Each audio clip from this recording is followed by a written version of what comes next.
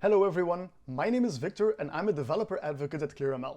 In this video, I want to show you how you can create a sarcasm detector using Hugging Face transformers underlying with ClearML.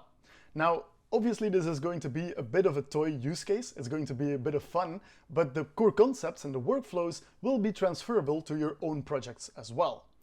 The challenge these days in machine learning projects is usually the 80-20% rule. You get to the 80% of value relatively quickly, and you can do it most of the time by yourself or in a small team, but then you get to the 20%, and those take a lot longer to get to. The whole idea of what I'm about to show you is to close the feedback loop, to make this 20% easier to get to, and to get other people involved. I'm talking QA people, product people, annotators, people like that from your team, and get them involved in this whole cycle so they can actually help you to get to those 20% faster. Now, the way we're going to do this, and I'm about to show you, is we're going to start with ingesting the data. As you can see on my screen here, we have a sarcasm on Reddit dataset, and we're going to ingest this data into a ClearML dataset that is versioned, right? So it is accessible to everyone on any machine, and you can actually see the history as well. Then we're going to train two machine learning models, one baseline model and one using Hugging Face transformers, and track everything using the experiment manager. And then finally, we'll create a Gradio app that can be used as a sort of QA tool for internal use with which you can involve these other people. They will be able to label or to test specific data sets, and then you can very easily create a new version of your original data set, including those people's changes, and then create a new version of your model by simply a few clicks, because we prepared this whole cycle well. So this is going to be the crux of this video. Let's get started. Right, so it's time to get our data into a ClearML versioned dataset. Now, as you can see on my screen, the data that we're actually going to use is sarcasm on Reddit. It's just a 1.3 million labeled comments from Reddit that are labeled as either being sarcastic or not sarcastic.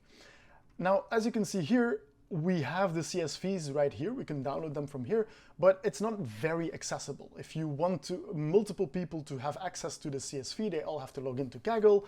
If you want multiple different machines to automatically be able to pull this data, it's not going to be very easy. So what makes it a lot easier and a lot more streamlined is a ClearML version dataset. It will make your data more accessible using a Python SDK, using a CLI tool, and people can just also see on the web UI where all the data is stored. So this makes it a lot easier in the first place. And then a second thing that ClearML versioned datasets will do for you is they will keep track of your data's lineage. So again, we want to close this loop. This is the end goal here, that we want to involve multiple people. So not only will those multiple people have to be able to access the data, they also want to see the difference between different versions, and they will add data too. So it makes it nice and organized which persons add which data at which time, what was the history, and we can always go back. So you can imagine we have the base training data right here, and then we build on top of that in subsequent versions, and we can always go back. Now, if I jump over here to, this is the wrong side. If I jump over here to my Visual Studio Code, what you'll see is that I've already pre-processed this data a little bit. It's actually just removed some columns and split into train and test. Very simple. I don't want to focus too much on the data preparation stage at this moment. This is not the scope of the video. Obviously, there is a lot to talk about there, but let's just assume that we have some CSV files that we want to start out with. Now, as you can see, we have Kaggle test right here. And it's actually just a label, whether or not it is sarcastic, and then the comment on which comment is the purpose of this sarcasm detector, right? So obviously what we want to classify. And so, for example, in this case, you can see a 1 means sarcastic, so the 3 people that buy it on the Windows Store can play together nicely. So it's actually a pretty funny one as well. And then you have a bunch of zeros, a bunch of ones as well.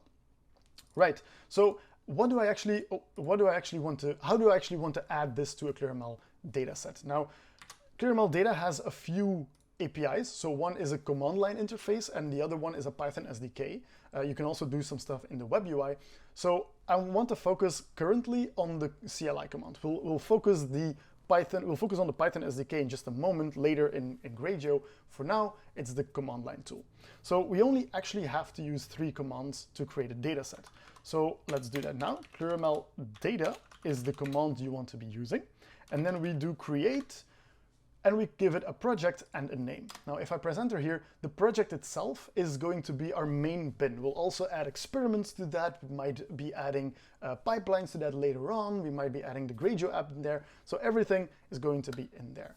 And then we give it a name as well. In this case, sarcasm dataset, which nicely tells us what this is. It will give us a dataset ID.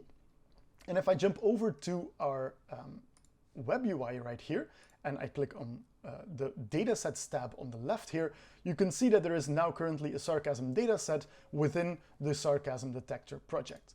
Now, if I click on this, you'll see that it's still uploading and it says 0 files added, 0 files modified, 0 files removed, which makes a lot of sense. We haven't actually done anything to this dataset just yet.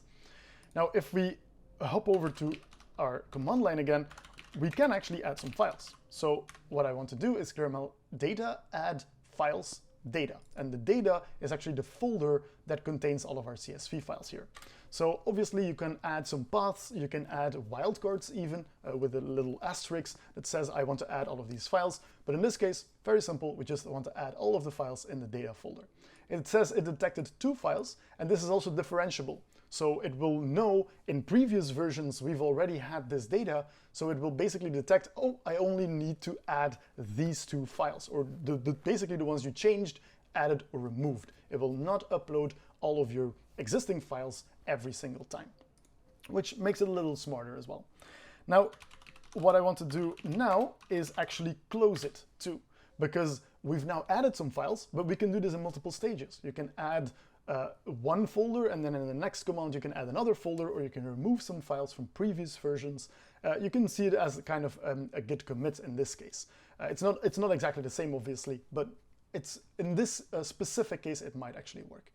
So now ClearML data close will actually upload all of your added files. It will compress them as well, and it will check which ones are the changes and only upload those.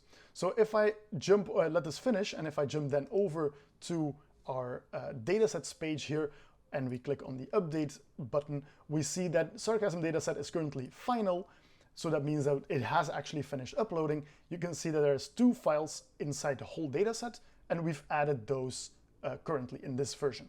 Now, if you click on details, and this is where it gets important, if we are closing this loop, you want to also have an overview of what other files people have added, right? So this diagram basically will become a nice lineage over time when people add different versions, and you will always be able to see the CSV files that are currently in your dataset.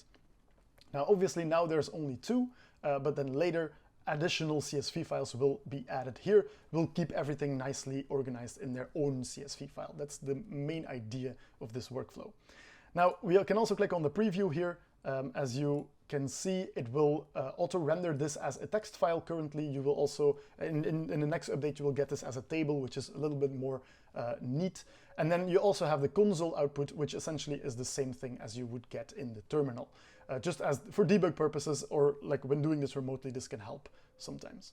Right, so now that we have our data in our versioned dataset, it's time to start training our models. So let me jump over back to VS Code, and we'll go over the code in just a minute.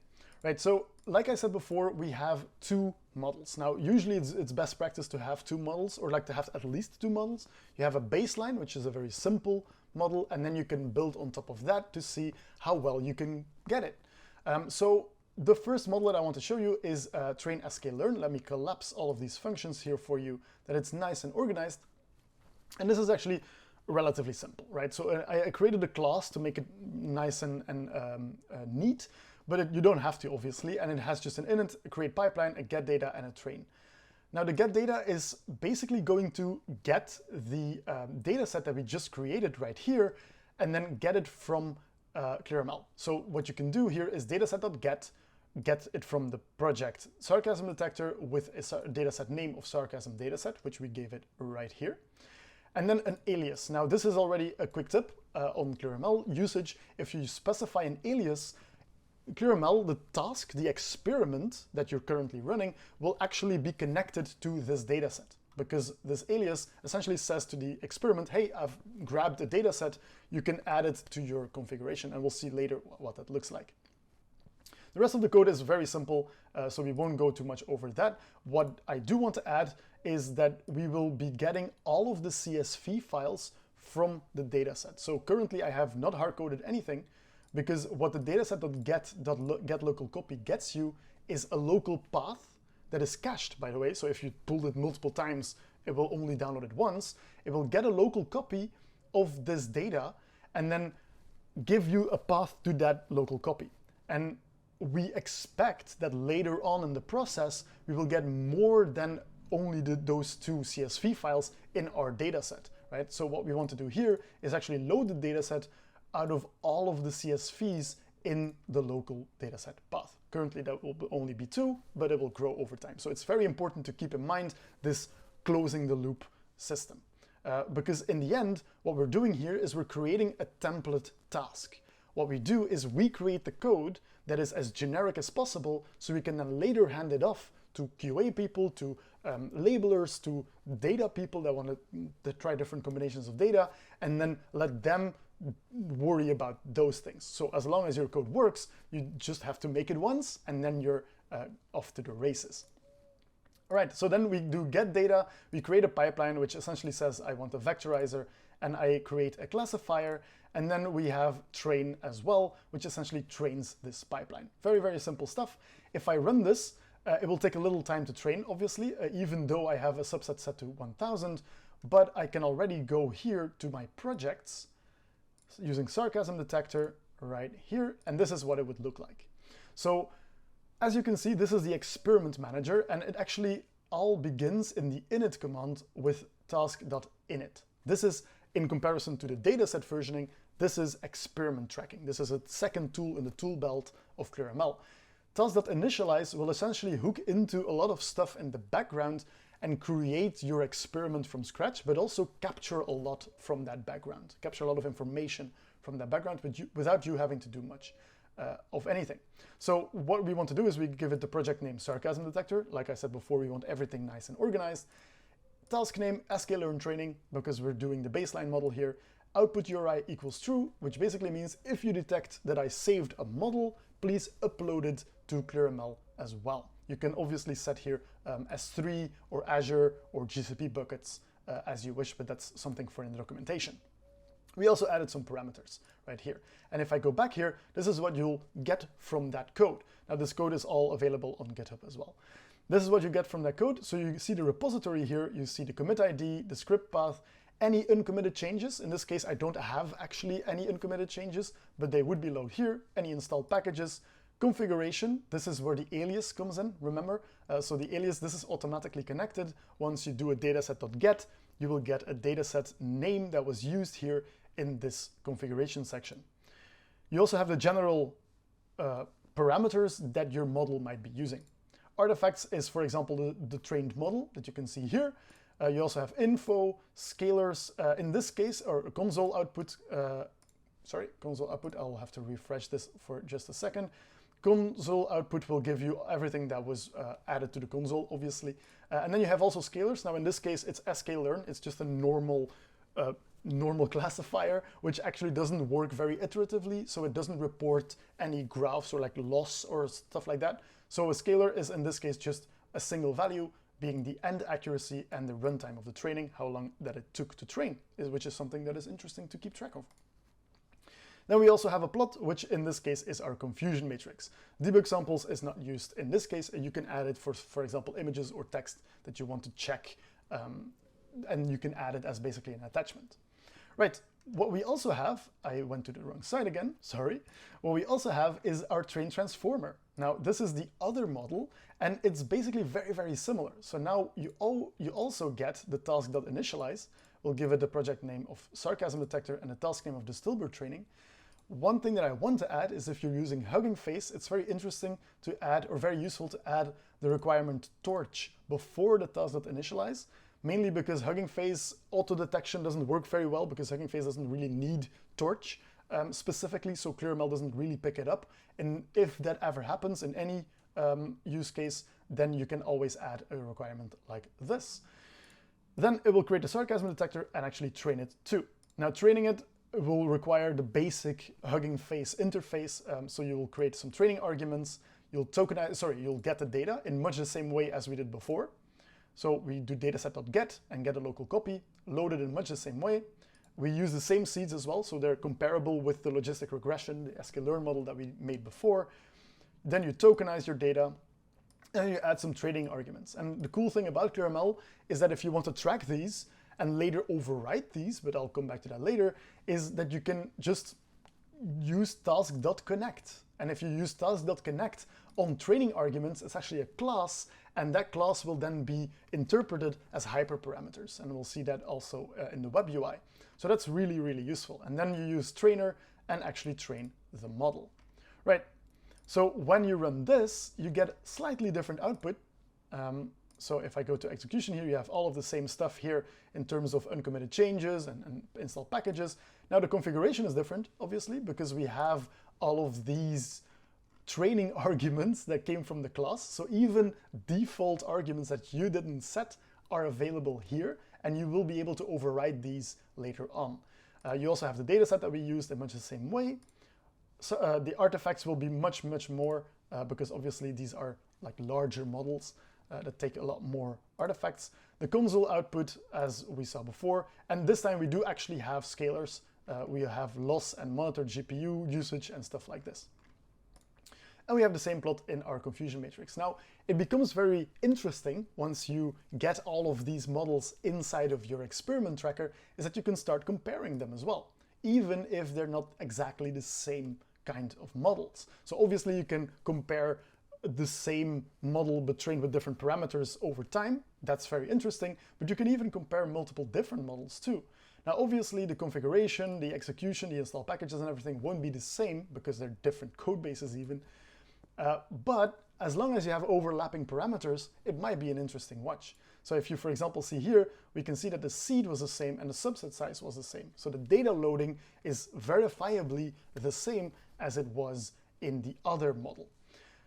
If we go to scalars, obviously the sklearn model doesn't have any scalars. So again, this is a bit of a bummer with sklearn models or with classical machine learning models. But what not a lot of people know, and this is another quick tip on ClearML, is that you can actually go here and instead of graph, click on max values. And then you have the summary table that you saw before in sklearn that we also have for the Hugging Face Transformers model. And in this case, you can actually directly compare accuracy and even training runtime. And this is, in my opinion, it's very, very interesting to see, is that you can, for example, see even on only 1,000 lines from the data set, the stillbird training actually outperforms the sklearn training by quite a big margin. And then you also obviously have the other side of that coin, which is the training runtime. It's quite a bit longer. So that actually does make sense. Now, you can also directly compare the confusion matrices and the plots. So this makes it very, very handy to have everything in this experiment manager and to have everything tracked. Now that we have all of our experiments and we have our models trained, let's get to creating the Gradio app to close the loop and to involve all of these other people to get to those last 20%. Let's start with a simple version of the Gradio app and build our way up to a more advanced one. Now, if I jump over here to my VS Code, you can see the Gradio app.py simple app. Now, Gradio is very simple to work with. It's very, very nice to deal with and to quickly create an interface for your machine learning models. Now, what you see here is that we load in the transformers pipeline, we load in the sklearn pipeline, but we do it from a local file. This is not ideal, and we'll fix this in the next version of our app, but for now, this is okay. Just to check internally for myself how the models are doing. Then I want an input text bar, which obviously allows me to enter a sentence that I want to classify into either sarcastic or non-sarcastic. And then we have our functions that will actually do the heavy lifting. We have the classify transformer, which will run the pipeline, the transformer pipeline, and we have the classify sklearn, which will create the predict proba, which is in probability on which class it is, instead of just the class itself, so we can directly compare between Hugging Face and sklearn. Then we have our two interfaces, one for transformer, one for sklearn, and we can run them in parallel in the Gradio app just to have the two models be run on the same sentence at the same time in parallel, basically. So now if we wait a little for the app to open, there it is. You'll see here we have the sentence. We can add something here, hello world, submit it, and it will both give normal outputs. So this is actually the both models being run, and it's actually really, really awesome to see how this works in real time. Actually, once I trained these models, I couldn't help myself to like fill in a bunch of sentences and see what is seen as sarcastic and what isn't. It's a lot of fun to play with. But this is only for me, because I know what the stillbird means, and I know what logistic regression means, and I know what all of the buttons are supposed to do. Now, if we actually want to involve other people in our closed loop, then this has to be a lot cleaner, a lot more polished for them to actually know what's going on. And that's what we'll do in the next version of our Gradio app, which is Gradio Product.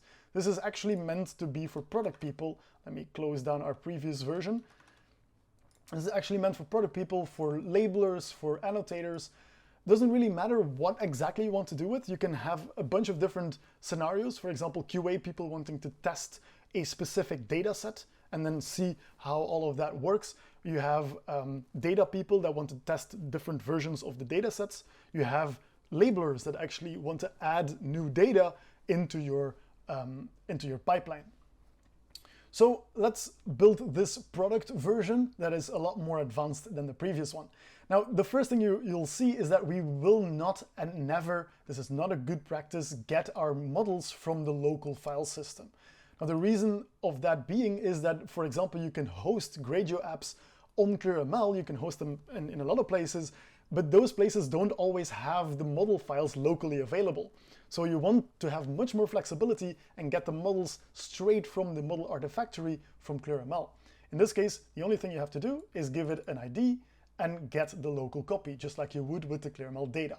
This will give you a path to the actual model files. Either it be a folder, an actual folder like in PyTorch with all of the different elements in there, or just a single file, which is the sklearn joblib file, for example. Then we will load these respectively and then have our same functions here. So classify transformer, classify logistic. Just for the product people to know, we also have added a time taken, which is very interesting to compare like model 1 versus model 2.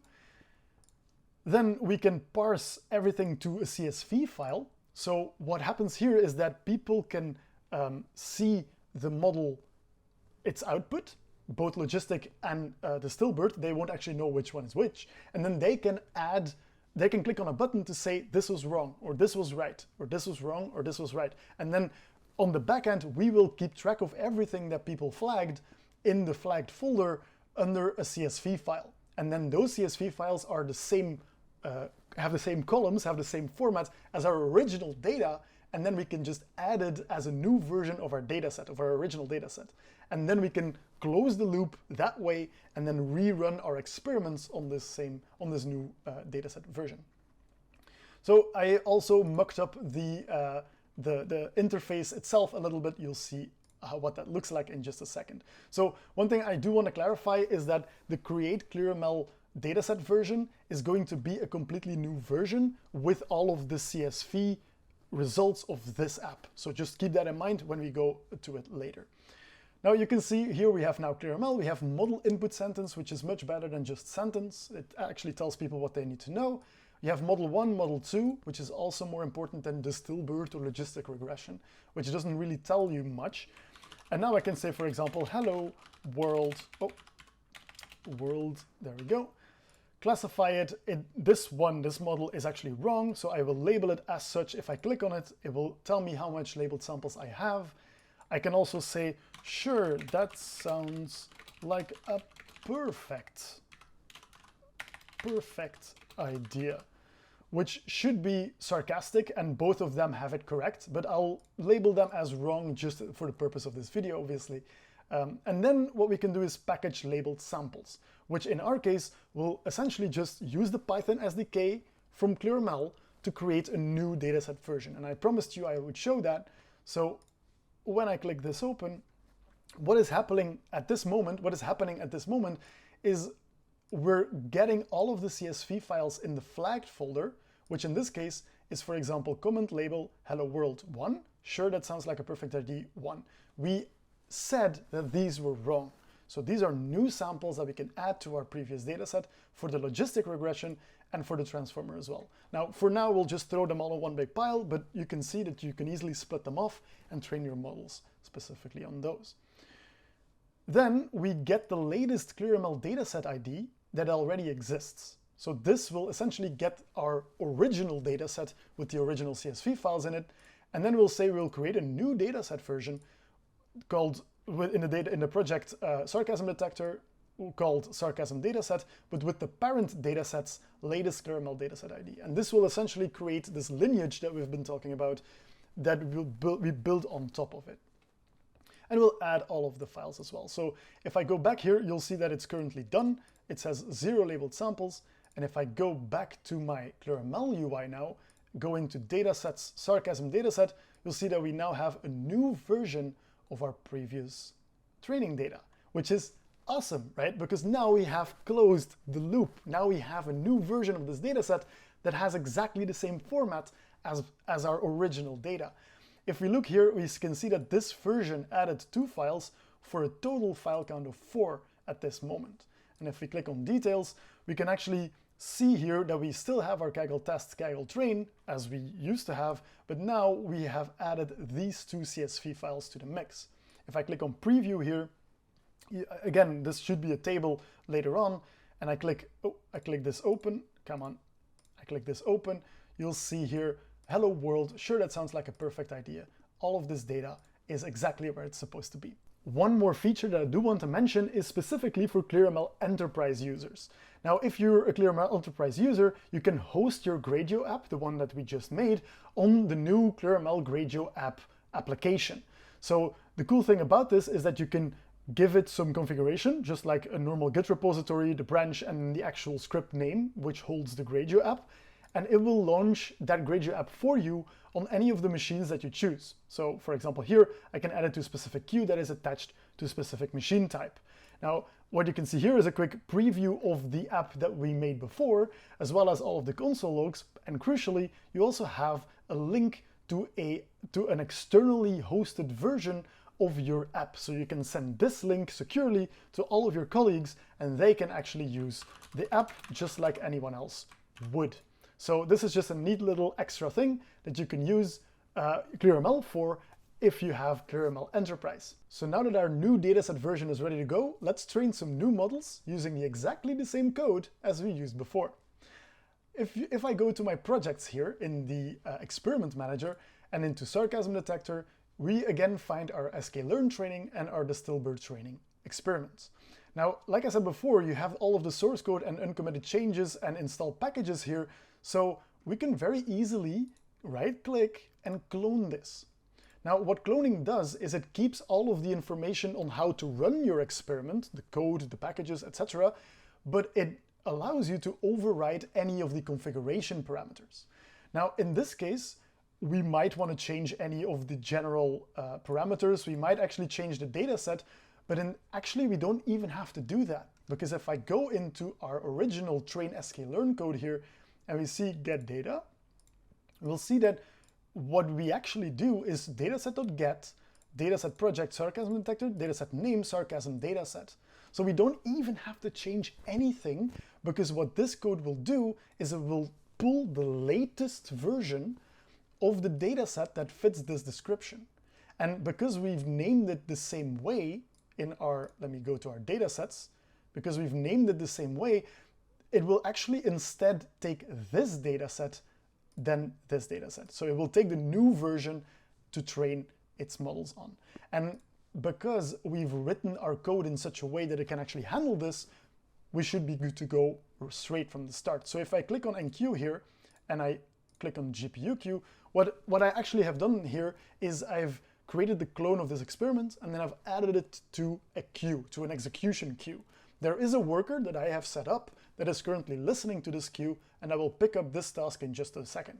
Alright, so the model has finished training, and as you can see, the sarcasm dataset that was used here is actually already different than the sarcasm dataset that was used here. So our trick with the latest version actually worked, and we trained the completely new model in what, 2 clicks, 3 clicks? Right click, clone, and then queue. So it was super, super easy. Let's select both of these and click compare, just so we can take a closer look.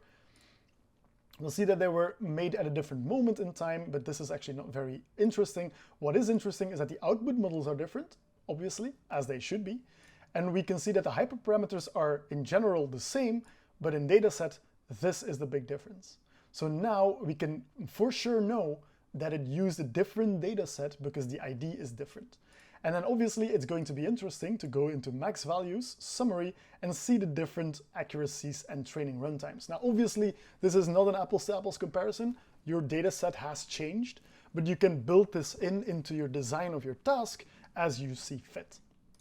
You can also compare the plots here in terms of the data set. Now this is white, so it's very difficult to see it, but the numbers are still there. So this is just a quick introduction to what all of the things are that you can actually do with ClearML. Our model has currently been trained, which is quite amazing to me. So if we go into clone here and artifacts, you can see that we now have this new model with its specific ID. We can just copy this model and then plop it right here into the new sklearn model path, launch our new Gradio product, and then immediately the new model has been served. So this is super, super cool. We have completely closed the loop. So just to recap as an outro on this video, we have first gotten our data from Kaggle, put it into a ClearML versioned dataset that you can see right here. This was the original. If I go into details, we see both of our Kaggle datasets. Then we've trained our models on that. Those were the first 2 experiments that we saw. We've kept track of them in the experiment manager, and we've made sure that they were very generic so that other people can be involved in this loop. Then we have created a Gradio app, actually 2 Gradio apps, one for my internal use, one for the actual internal within the company use with other people from my team. They will label the data, and that will create a new dataset version, which is right here with those 2 extra CSV files. Obviously, they will be bigger in real life. We've added that, and then we went to our projects, cloned our original experiment. This can also be done automatically, by the way, so it's even easier than that. We cloned our experiments, we enqueued them, and that will take the newest dataset version, which in this case is updated, and will actually train a new model on this new data. So I hope you found this interesting. I hope you saw the potential of this approach, of this complete loop, of this 80-20% rule, involving other people in this 20%, this last 20%. And go check out ClearML. Everything is clear, is free and open source. So why not give it a try? And if you need any help, you can always find us on our Slack channel. Thanks for watching.